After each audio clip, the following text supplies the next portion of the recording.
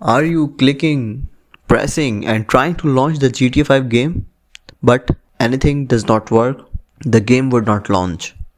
I got an easy fix for that. Just follow the tutorial.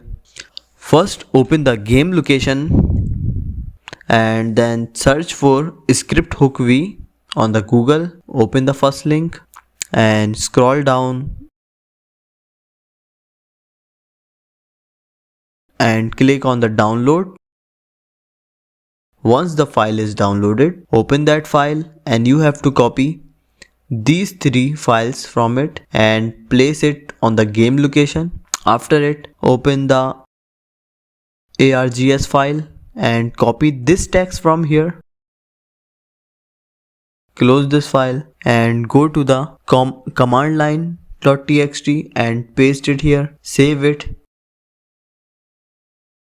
And after it, when you will run your GTA 5, it will run smoothly.